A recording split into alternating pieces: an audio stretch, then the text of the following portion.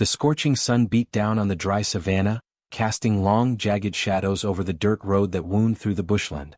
A trail of heat shimmered across the horizon, warping the landscape like a mirage. Vultures circled lazily in the sky. Not a soul in sight, until the silence was shattered by the faint, heart-wrenching sound of a child sobbing. Alone. He couldn't have been older than 5. A tiny boy, dusty and barefoot, sat curled on the cracked earth beside the empty road, his face streaked with tears and dirt.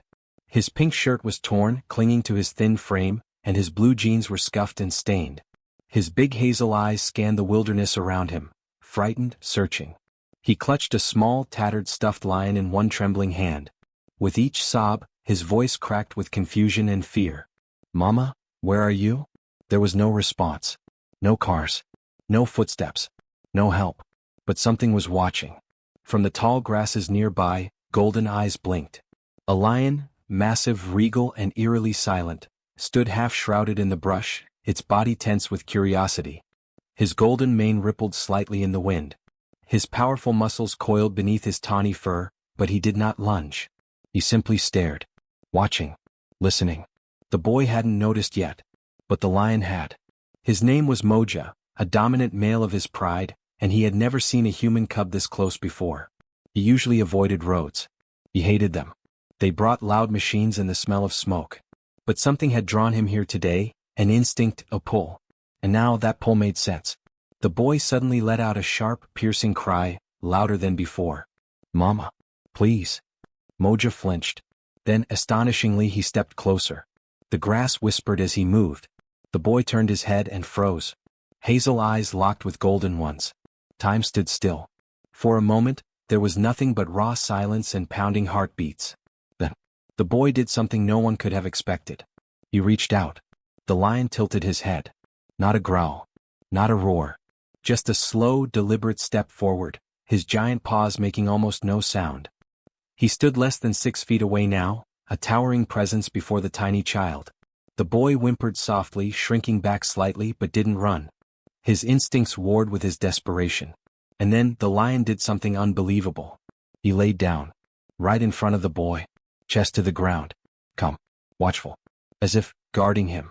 A few miles away in the nearby wildlife sanctuary, ranger and animal behaviorist Amara Njovu was preparing for her usual midday patrol. She was in her mid-30s, sharp-eyed and fearless, with a deep love for both the wild and the people who lived near it. Her radio crackled. "Amara, this is base. You there?" She clicked the receiver.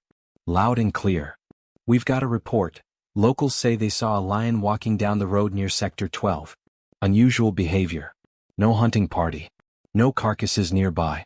Could be sick or agitated." Amara's brow furrowed. "Lions avoid roads. I'll check it out." She tossed her water bottle into her jeep and kicked the engine into gear, wheels spitting gravel. She had no idea what she was about to find, but something gnawed at her gut. Something wasn't right. Back at the roadside, the boy had stopped crying. He was now curled up next to the lion's massive front leg, clinging to his stuffed animal. Moja hadn't moved, except to occasionally scan the horizon with his intense, predatory gaze. But there was no aggression in his posture. No signs of hunger or threat. Just presence. The two of them, predator and child, sat like a living paradox. Suddenly the lion's ears twitched. He lifted his head, alert. The faint sound of an engine rolled over the horizon. A jeep. Dust billowed in the distance. The lion stood slowly, his huge frame rising in one fluid motion. The boy whimpered and clutched his stuffed lion tighter. The vehicle approached rapidly. Amara brought the jeep to a screeching halt the second she saw the figures by the road. She leapt out, binoculars raised. And froze. A lion. A child. Together. Dear God. Her training kicked in immediately. She reached for the tranquilizer rifle. But something stopped her. The lion wasn't attacking. He was standing over the child like a sentry.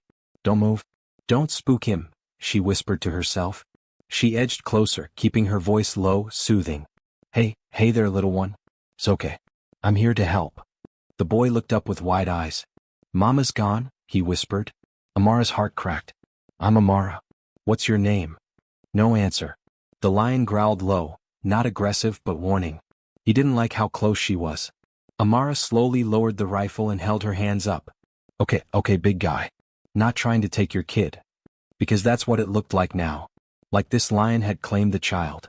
Protected him. Like they belonged together, if only for a moment in time. But the boy couldn't stay out here. And the lion wasn't going to leave without a reason.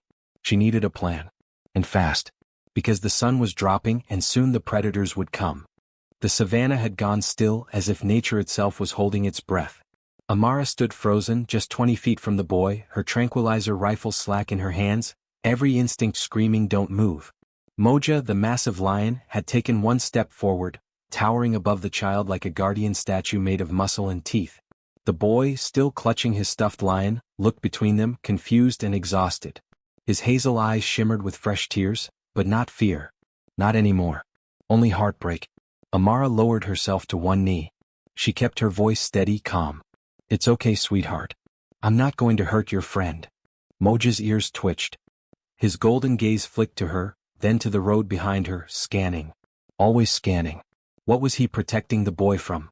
Amara's mind raced. Could the child have wandered from a nearby village? Was it abandonment, or something worse? There had been rumors lately. Of traffickers. Of people using the bush as cover. She clenched her jaw.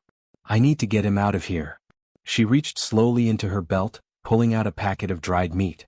She tossed it gently onto the ground several feet from the boy, not toward the lion, never toward the lion. She needed to distract Moja, not challenge him. But Moja didn't budge. He sniffed the air, blinked slowly, then laid down again. Watching. Not hungry. Still guarding. That's when Amara heard it. A distant crunch. Not from the road, from the trees. She turned her head sharply toward the bush line. Movement. A shape. Then another. 3 men. Dressed in dusty cargo pants and boots. Faces shaded by caps. One held a machete. Another slung a rifle over his back.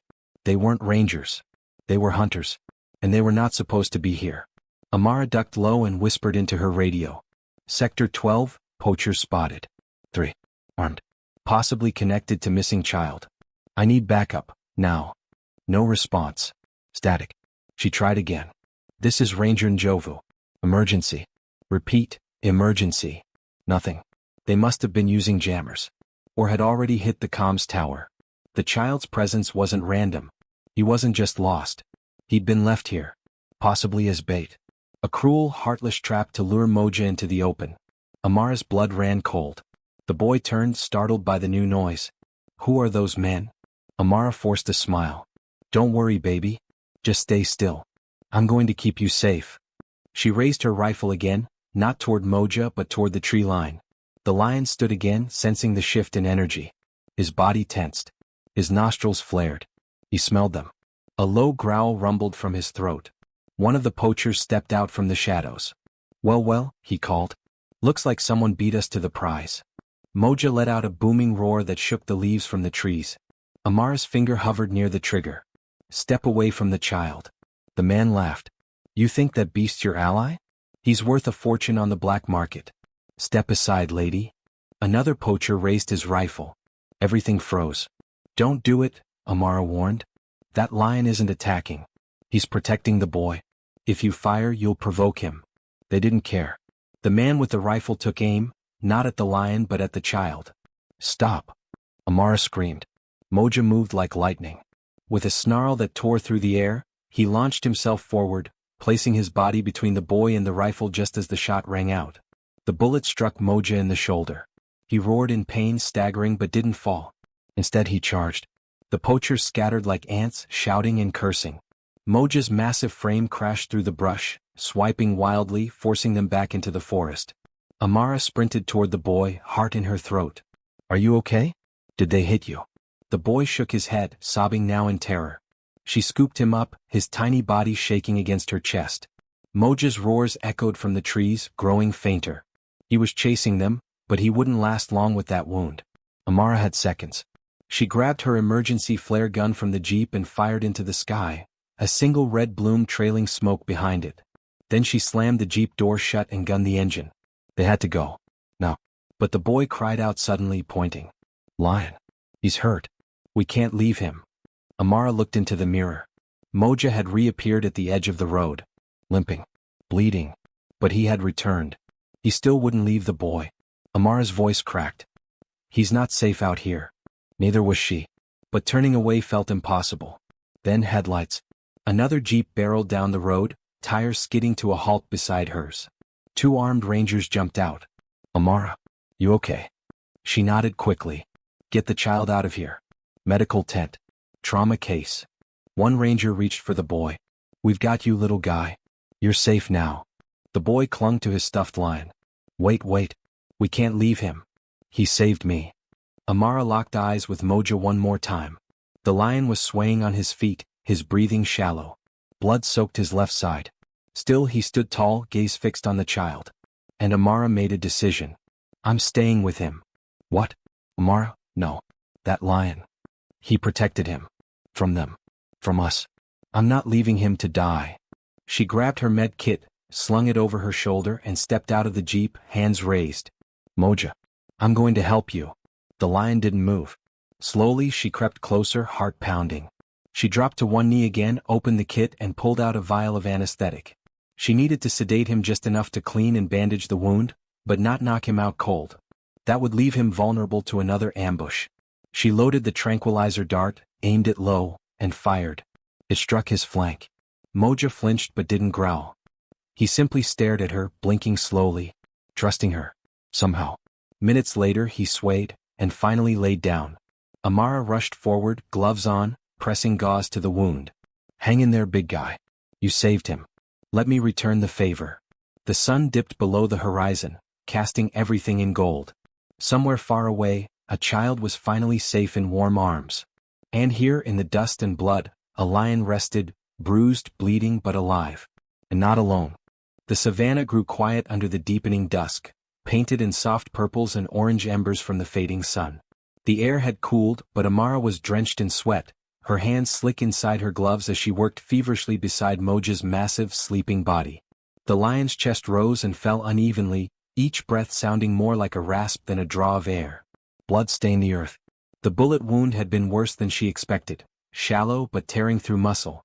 If infection set in or the bleeding didn't stop, he wouldn't make it through the night. She had to act fast. With trembling fingers, she flushed the wound again, muttering reassurances more for herself than the lion. "You held on this long. Don't stop now." Behind her, floodlights from the ranger jeep bathed the road in yellow. One of the rangers stepped toward her. "We've got transport ready. Want us to load him up?" She shook her head. "Too risky. He's disoriented, and if he wakes mid-transit, he could panic. We move him now, he dies." The ranger frowned. "You're really gonna spend the night out here? Alone?" Amara glanced up at the vast open sky, stars beginning to bloom across it. "No, I'm not alone." She looked down at Moja, who had saved a child without a shred of hesitation. A lion, the apex of predators, who had chosen compassion over instinct. He hadn't just protected the boy. He had protected humanity. And now he was dying. She couldn't let that happen. Amara reached for her radio again and tried a different frequency. "Vet station Kilo 12, do you copy?" Static, then. "Copy, Kilo 12 here." Relief hit her like a wave. "I've got a wounded lion, tranquilized, non-aggressive. Gunshot wound to left shoulder. I need antibiotics, 4 line, and a mobile field unit immediately. ETA 40 minutes. Hold position." "Is the lion tagged?" She paused, then looked at Moja's ear. "No tag, no collar." "No. He's not part of any pride we've tracked." A beat of silence. "That lion saved a kid's life, didn't he?" Amara blinked. "How'd you know?" "It's all over emergency channels. That flare, everyone saw it." A second later, a call came in from her lead ranger. "Amara? The child's name is Isaac. Age 6. Missing for 2 days. Family presumed him kidnapped. You found him. You found him." She smiled, a deep ache rising in her chest. "I didn't. Moja did." She ended the call and turned back to the lion. As she leaned over to secure a temporary 4-line into the vein near his back leg, a soft sound escaped his throat. A low, gravelly hum, not pain. Something deeper. She froze. Moja's golden eyes opened slightly. Just a sliver. And he saw her. Not with suspicion. Not with fear. But with peace. She sank to her knees beside him, resting her hand gently against the coarse fur of his mane. "I don't know why you did it," she whispered, "but I'm not going to let you die for it." Her voice cracked. "Not after everything." Then she noticed something glinting around Moja's neck, nearly hidden in his thick fur. a worn leather strap. Attached to it was a small rusted tag. Her heart stopped. She brushed the fur aside and squinted at the engraving. Simba, property of Elijah Mwale, 2019. Simba? Wait, Elijah Mwale. That name sounded familiar. She fumbled for her phone and pulled up the conservation database.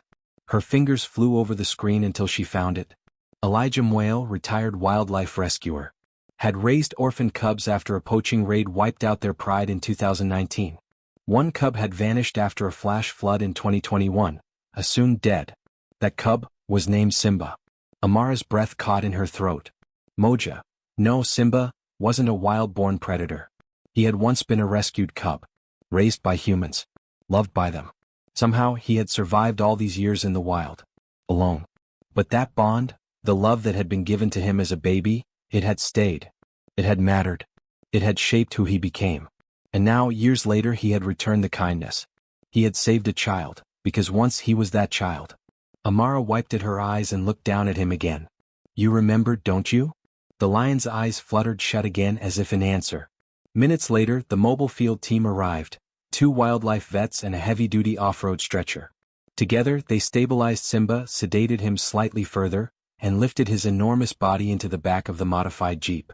Amara rode beside him, her hand never leaving his mane. At the clinic they worked through the night. Stitch by stitch, bag by bag. By sunrise he was breathing steadily. The worst had passed. But the battle wasn't over. Simba's recovery would take weeks, possibly months. He would need a protected enclosure, space to move, daily wound care, and above all, trust. Back at the reserve, little Isaac wouldn't stop asking about him. Is the lion okay? Amara knelt beside him, tucking his stuffed lion into his arms. He's going to be. You know what his name is? The boy shook his head. Simba. It means lion in Swahili.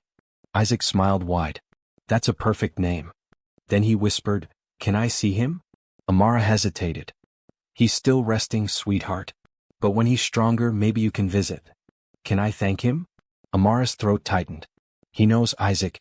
He knows. Later that week, Amara returned to the enclosure where Simba now rested, surrounded by soft straw, shaded trees, and a cool stream trickling nearby.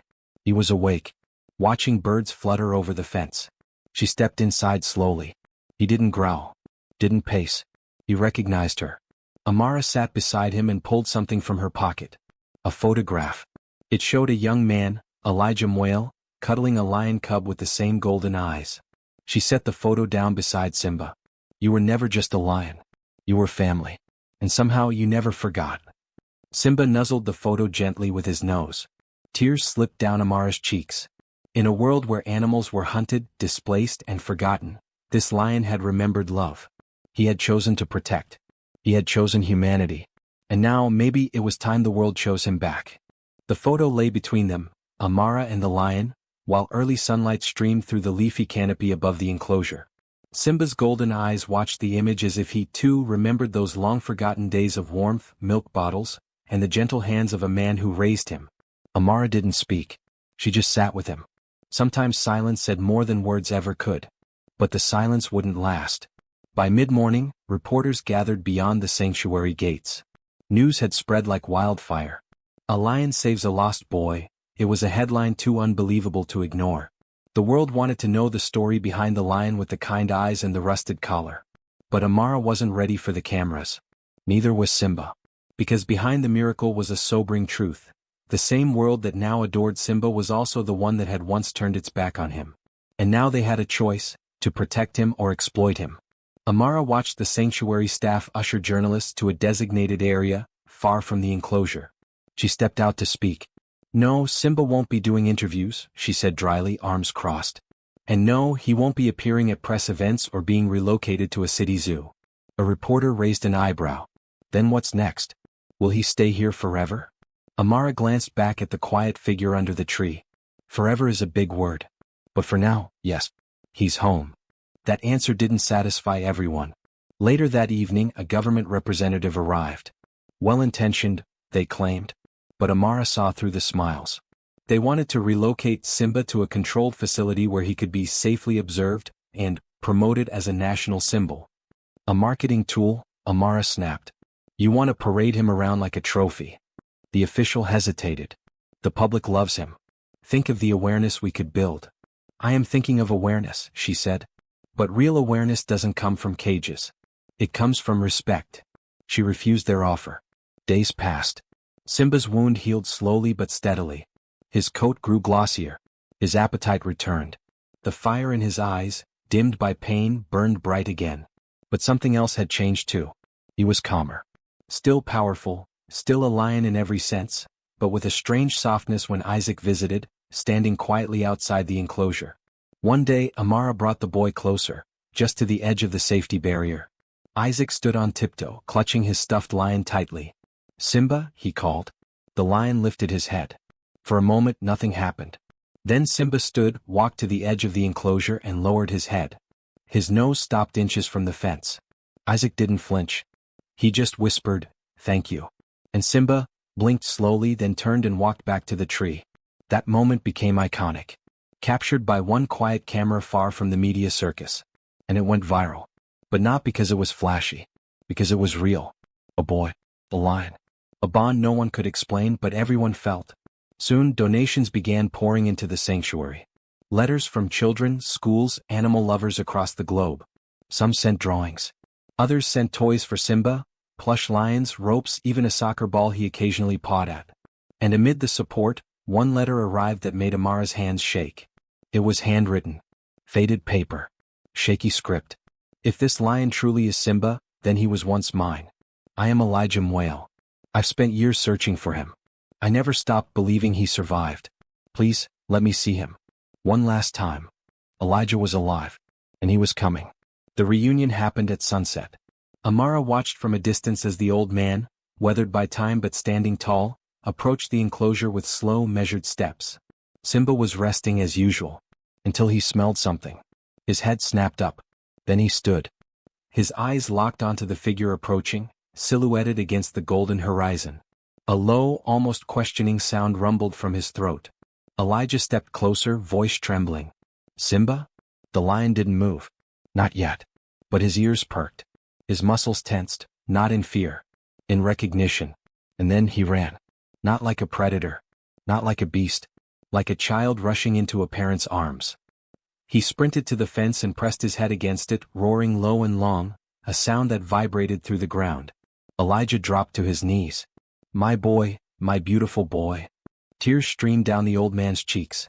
And Simba, he didn't roar again. He just rested there, breathing against the man who had once saved him.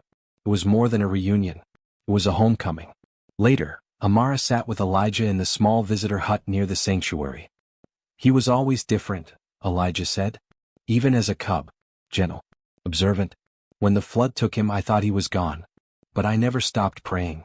Amara smiled. "Your prayers reached him." Elijah nodded. "Now it's my turn to say thank you." From that day on the sanctuary changed its name. It became Simba's Refuge.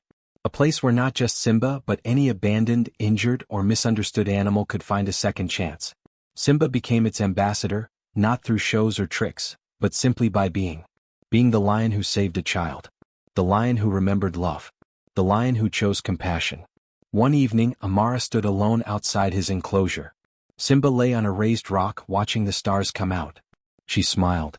"You know what the world's calling you now?" she said. "The gentle king." Simba huffed softly through his nose as if unimpressed by titles. She chuckled. "Yeah, I figured you'd hate that." Then her voice turned quiet. "But you changed things. You reminded people what animals are capable of. And what we should be capable of too." Simba didn't move. But he didn't need to. His story had already echoed far beyond these fences. Not just a viral moment, but a movement. A reminder that even in the wildest hearts, kindness can bloom. And sometimes the fiercest protectors wear fur and walk on four legs. Share this story if you believe every life matters. Subscribe for more incredible rescues. Would you have done the same? Comment below.